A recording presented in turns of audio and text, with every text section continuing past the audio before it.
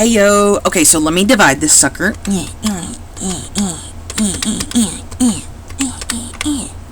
Oh, that came out beautiful. No way. Okay, so we get 48,200. So part A said find the mean annual salary for the troupe. That means the average salary for those dancers is 48,200. Okay, now let's find the median. Uh-oh, this is tricky. Okay, we need to list out all these salaries, but this 18,000 only gets listed once. This 22,000 only gets listed 4 times. Okay, so let's think about this. We could either list it all out like this and start scratching things out, or we can just scratch things out ourselves. We just have to scratch out the same amount from the top and the bottom, because these salaries are already listed, smallest to biggest. Hallelujah.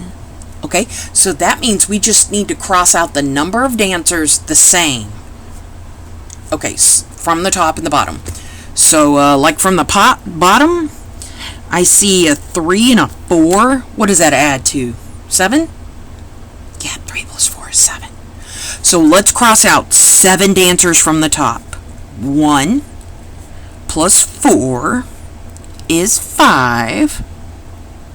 Plus another 2 is 7. Okay.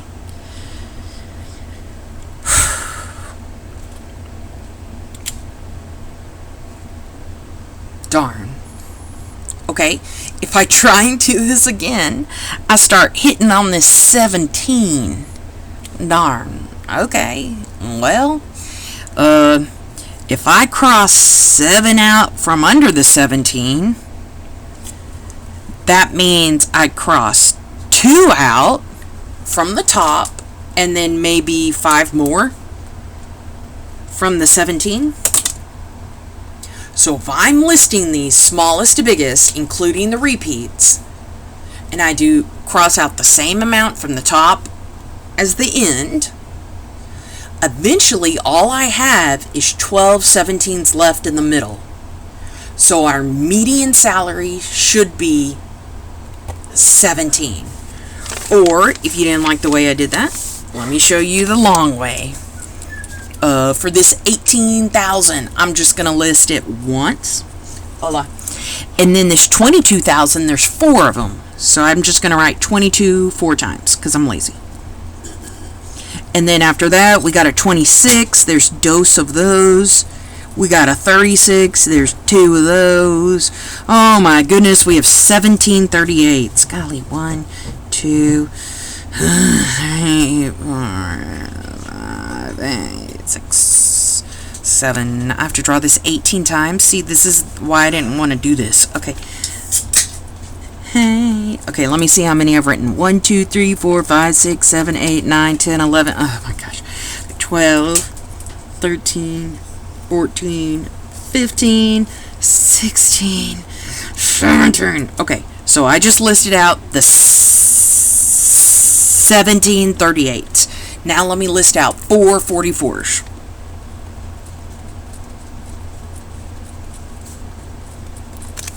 After that, there's 3 52s. And 4 75s.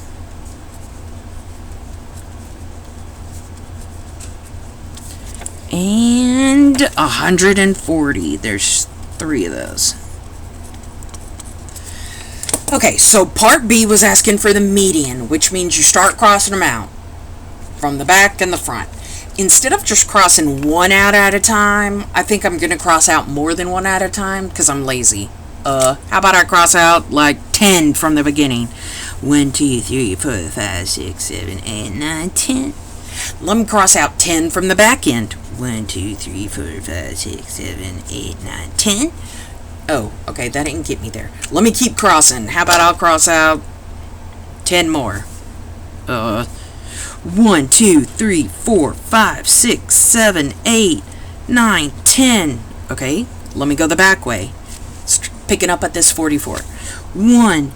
Oh, I picked up at the wrong one. 1, 2, 3, 4, 5, 6, 7, 8, 9, 10. What? There's nothing left. But what would be in between these two? Or let's say I just crossed out 9. If I just crossed out 9 from the back and the front, 1, 2, 3, 4, 5, 6, 7, 8, 9, then I'd have 2 numbers left. And to find the median of a list when you have 2 numbers left, you add them and divide by 2.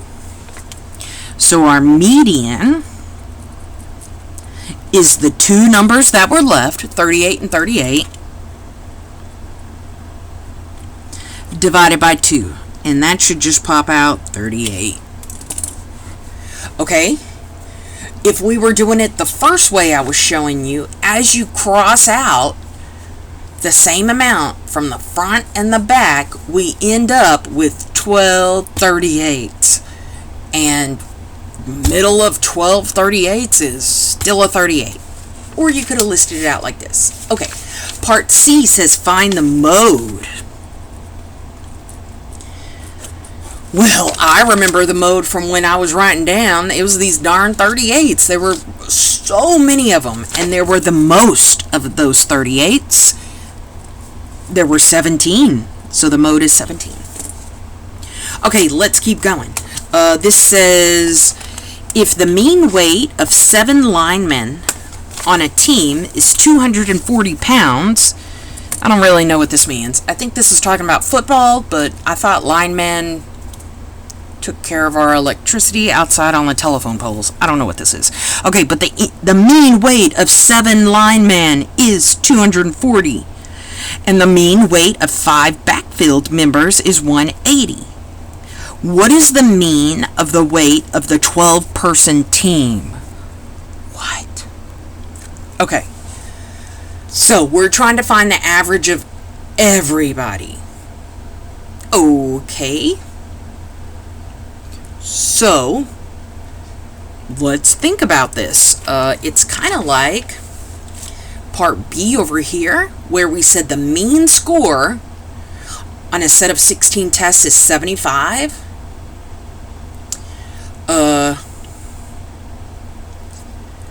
When we threw that into this little formula, we ended up multiplying that 16 and 75 to find the sum.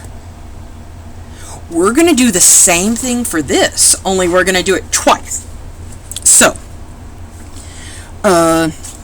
again, we're going to use the little formula that says the mean is when you add them all up and divide by the number of people. So, or the number of numbers, whatever you have. So, for us, we have, it says if the mean weight of 7 linemen, that's the amount of people, is 240. So 240 is the mean. We know there's 7 people, so that goes on the bottom. We don't know what the addition is, but let's find it. How do you get rid of a divide 7? You multiply by 7. So let's see here. 240 times 7 is 1680. Okay, that's not the average weight of the 12-person team. We're not done yet. Now let's do the same thing for this 5 and 180. So we're going to have 180 equals whatever the addition is, all over 5 people. And how do we get rid of that 5 on the bottom? The opposite of dividing is multiplying. So we get 900. Because on the right, those 5s cancels, just like the 7s cancel. Okay, now how do I find the average of everyone? Well, I add up their sums. I know that 1680 is from the first set of linemen. I know that 900 was from those backfield members. And then we're going to divide by how many total people we're talking about. So we're not talking about 7 or 5 anymore. Now we're talking about the total 12, because 7 plus 5 is 12. Okay, so 1680 plus 900 divided by 12 is 215.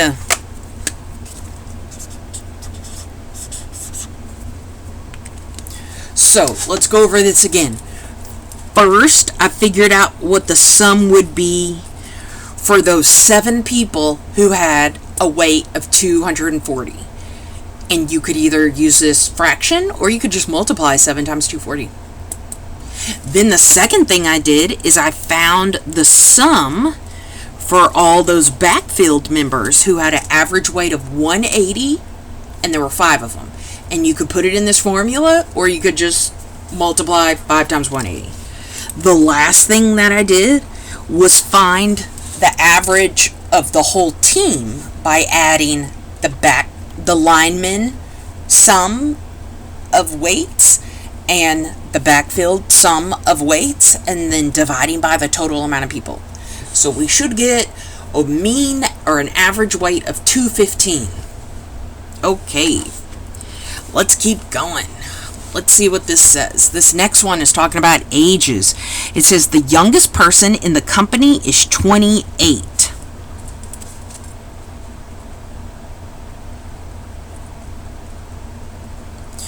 The range of ages is 29 years old. How old is the oldest person in the company? Okay, well, let's remember, a range is the difference, as in subtraction, from the lowest to the highest number. So here, I would say a range of 6. And if they only gave me the lowest number, 2, to figure out the highest number, I could say that lowest number plus my range. And that will give me my highest number.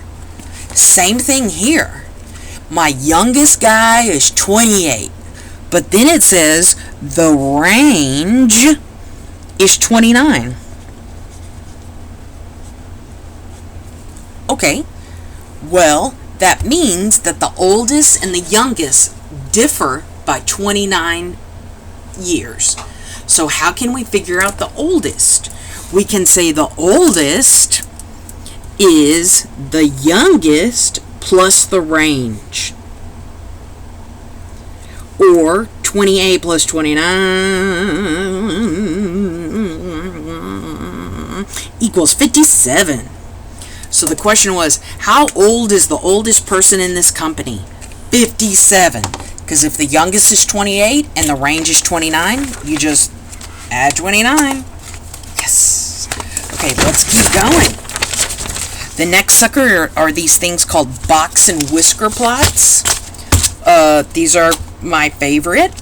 And when your third graders learn this, or whoever, whatever grade, they will also go to college and maybe use it in statistics. So, okay. Let's see here. If we look at this box and whisker plot, let me explain what it is. Your lowest number is called your lower extrema, and that goes on the very left side of your number line. So 5 is my lowest.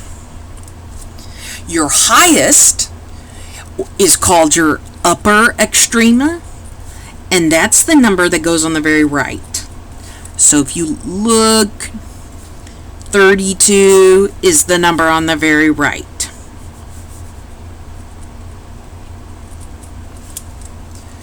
Okay, the median is the middle dot. And notice that it's not exactly, this middle dot is not exactly halfway in between. It's kind of staggered because it's not actually the middle distance of this picture. It's the middle of your list of numbers. Okay, and then, yeah, so your lowest number makes a dot hovering above that number line. Your highest makes a dot hovering above that number line. Your median makes a dot hovering above that number line. Okay? Then this upper quartile of a 20, that's right here, we find that by finding the median of these dots. I'm not going to use the word median again because I've already used it.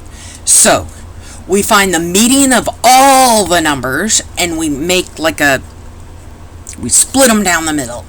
Then you find the median of those, and that's what this dot is.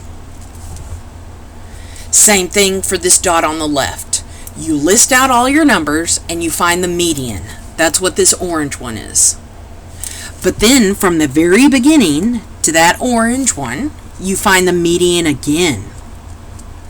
So it's kind of like we find the median of 3 different things. Okay, so let's look over here on the right. It says to the right are box plots comparing the ticket prices of 2 performing arts theaters. So it's like we took a box and whisker plot, and this first one is talking about theater A, and then it's saying I put another one up here or whatever to talk about theater 2. Okay, let's see. It says, what is the median ticket price for each theater? Okay, that is what's straight up in the middle on this up and down line in between your box. So, for theater A, here's theater A. Look for the up and down line in between your box. And it looks like 59. Okay, let's look at theater B. You look at your boxes, and what's that up and down stick in the middle of them? 53. And it's not quite the middle. Theater B looks like that up and down line is in the middle of your box, but theater A, you see how it's kind of shifted over? That happens. It's okay for that to happen. Okay, it says, which theater has the greatest range? Okay, well, for range of theater A and B, we have to find the range. And remember, the range from the very first page is the lowest and the highest, and we subtract them. So, let's look at theater A. The lowest is this very dot on the left, and it looks like it's at 50. The highest for theater A is 68. The range is what we get if we subtract those.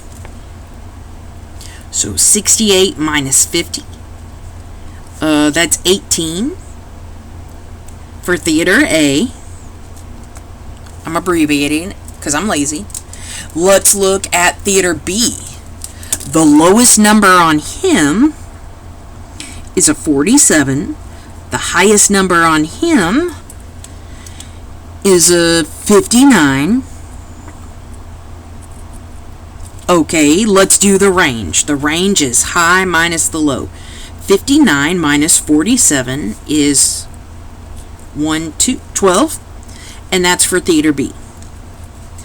Okay, let's see what the question was asking. It says, which theater has the greatest range? Greatest means biggest. So out of these two numbers, 18 and 12, which one has Which one's the biggest? Theater B.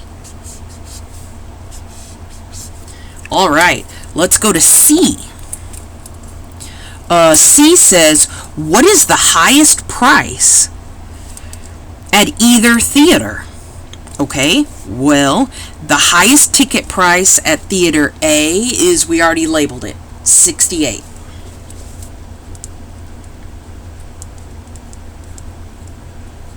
Okay, what's the highest for Theater B? We already labeled it, it's $59. I just abbreviated it because I'm lazy. Hey, done with the Part C. Part D, make some statements comparing the ticket prices at the two theaters. Okay, so we don't know anything about the average. We don't know anything about what has occurred the most. All we know is the range and the lowest, the highest price. We can tell that the majority of the Theater A prices are around this box, and we can see that the majority of the Theater B prices are around this box. But other than that, there's not much we can say. So make some statements. I would say that Theater A's lowest is 50, highest is 68. Theater B, the lowest is 47, the highest is 59. But Theater B has a bigger range, a more different range. And I would maybe even say that Theater A might be a more expensive theater because their tickets cost more than Theater B. Alright, let's keep going. Let's go to this next sucker. This next one, it has some steps written out for you, so that's exciting. Alright, let's see. Standard deviation. It says 7 students on an intramural team. That means, like, not UIL. Yeah, so maybe if you go to college and you want to play basketball, but not on the actual PJC team, you just want to come up with your own little team and play other people who are not on actual PJC teams, that's called intramural. Anyway, they weigh 190, 200, 185, 196, blah, blah, blah, blah, blah. What is the standard deviation of the weights of these students? Standard deviation means, how do all the weights differ from the average? So let's see how all these weights differ from the average. Either, yeah, okay, we'll get to the point. Okay, so average. Average means the mean. And remember, to find the mean, you add them up, and divide by the number of weights. Okay, so let's add these up. 190, 200, 185, 196, 190, 209, 181. 1351? Awkward. Okay. And let's see here. How many people are we weighing? It says 7. Let's just check. 1, 2, 3, 4, 5, 6. Okay, cool. 7. If they didn't match, then press refresh or something, because they will always match. Okay, now if I divide this by 7, I get 193. Okay, so 193 is the mean or the average.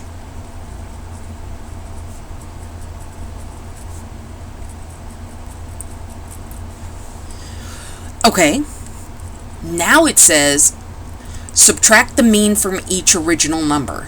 So I told you that the standard deviation was how our data, or in this case, the weights, how our data differs from the average.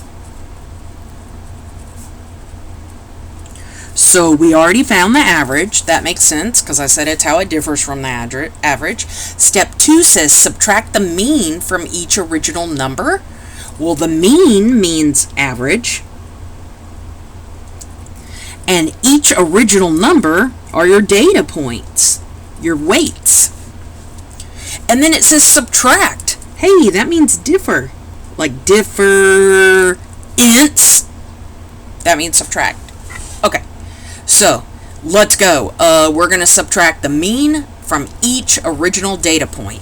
So we have 190, 200, 185, 196, 190, 209, 181. Yeah, okay. And we're going to subtract the average. What was the average? 193. And sometimes negatives are going to pop up, but it's okay.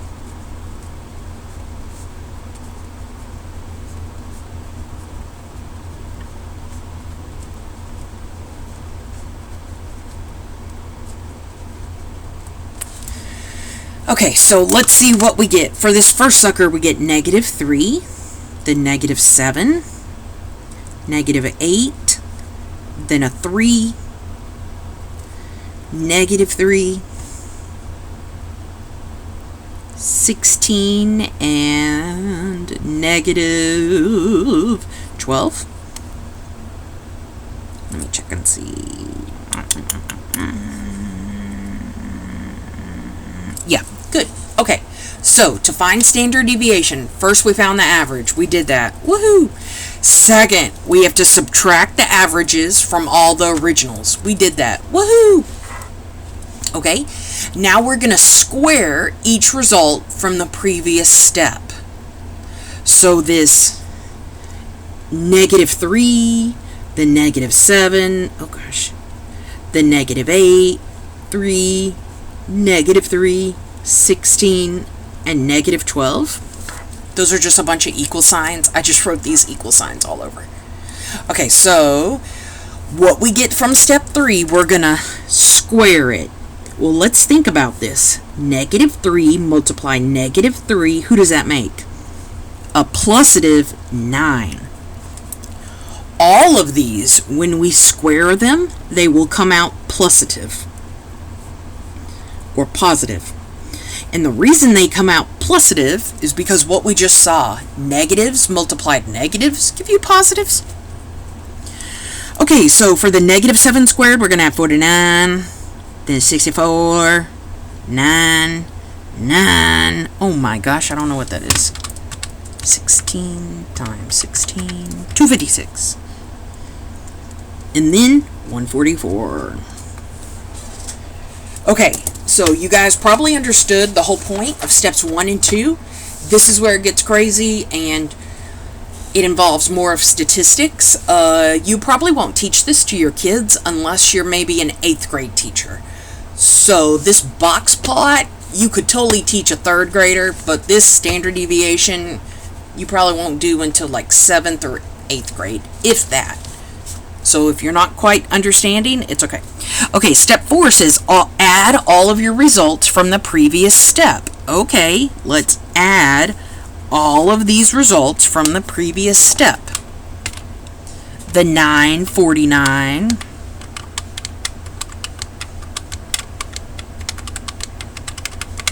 and we get 540. Yep. Okay, now it says divide by the total number of numbers, total amount of numbers from the beginning. This is called the variance. Okay, 540 divided by, what even were we talking about? Oh, like football players or something. And there were 7 of them. So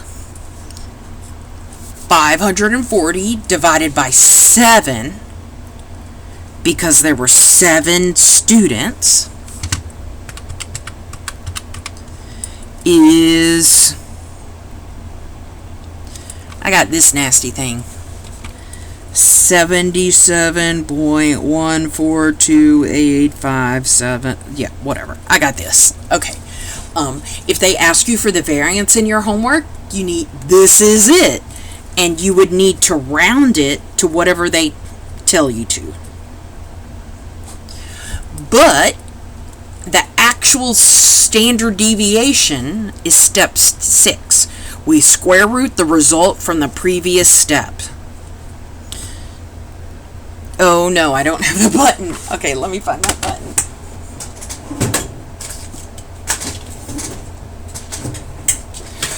Okay, so to square root that sucker. Okay. Oh, here it is. Okay. Woohoo!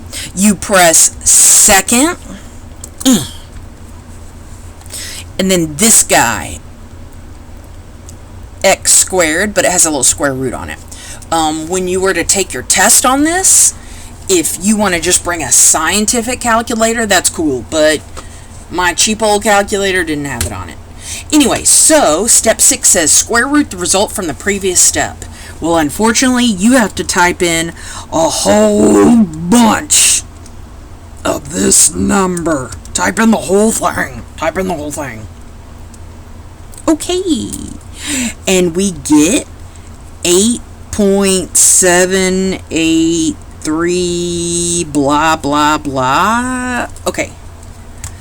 This is your standard deviation. So if the question asks you for variance, there it is, 77.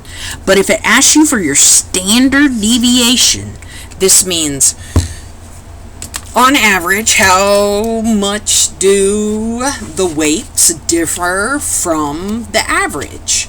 Well, they pretty much differ by the number 8. Yeah, as in,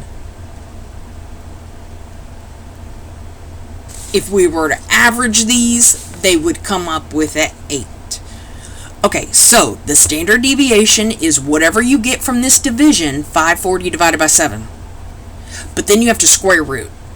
And if you do this in this big bad boy graphing calculator, it can do it for you. You can press 540 divided by 7. And then, see how above this negative it says answer in blue? We can use that. We can say second square root to get the square root. Then I can say second. Oh god, I pressed the wrong button. Then I can press second this negative, and it pulls up the answer that you just got. It doesn't type it in, but it remembers it. So let's see if the square root of answer is the same thing as 8.78. Oh, look at that. Okay. Woohoo! Done with... Nope, we're not. Okay, let's keep going. This next sucker says, in a Math 131 class at a university, the grades on the first exam are shown in the table below. Grades. What's the mean, median, mode, the median of the lower quartile, the median of the upper quartile, the interquartile range? What? I'll explain what this means. And this math is, again, probably not until 8th grade, when it starts using these quartile words. Okay, your 4th grader might be able to use it, might be able to do it if you just explain to them what the quartile is.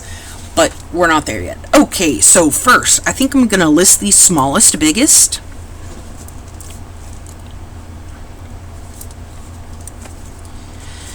And we get 45. First 41. Then 41, then 45. 46. There's 2 48s. This is the hardest part. Then there's 2 49s. Okay, then let's look at the 50s. For the 50s, we got 52. There's 2 49s. There's 3 49s. Oh my god, goodness. Okay, so anyway, back to the 50s. 52, okay. Now on to the 60s. 61, 62. Now to the 70s. I think there's a 76 and a 78 and a 79. Aight. Then there's some 80s. Let's see what the 80s are. 81, 6, 6, and a 9. This is the hardest part. Okay. And then lastly, two 93s. Alright. Part A says the mean. Mean means you add them all up and divide by the total. The number. So let's see here. Let's add all these up.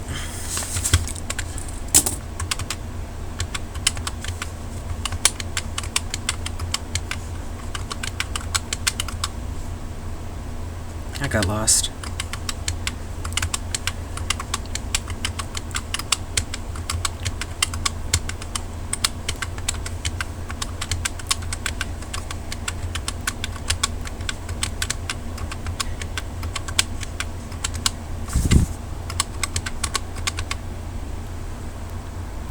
Okay, I think it's 1311. Should I do that again?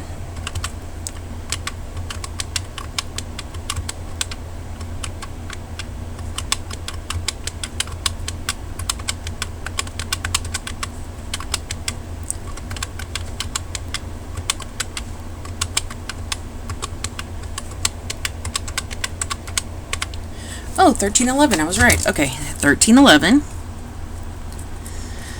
Okay, and then let's see how many grades we got listed here. 2, 4, 6, 8, 10, 12, 14, 15, 18, 20. I think there's 21. Let's divide. And we get 62.4285. And then you would round to whatever the homework tells you to round to. If it's the tens, this would be 62.2 or 4 or less, let it rest. So that 2 is 4 or less, so let the 4 rest. Or if we were doing this to the hundreds, we'd say, okay, to the right of the hundreds is an 8, and that's 5 or more, so I would up the score of that 2 to a 3. Or you get the point. Okay, so we found the mean. We found the mean. Woohoo! Let's find the median. Remember, the median is where you start crossing things out. At the back and the front. 1, 2, 3, 4, 5. 1, 2, 3, 4, 5. I got lazy. I did 5 at a time. 1, 2, 3. 1, 2, 3. I'm just being lazy. Oh, hey! Hey, 61. You're the median.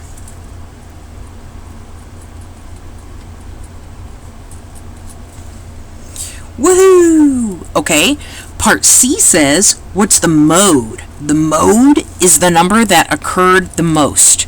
Okay, 93 happened twice, but 49 happened 3 times. So since 49 happened the most, it's the mode. If there was something else that happened the same amount of times, 3, that would also be the mode. Okay, let's look at this median of the lower quartile.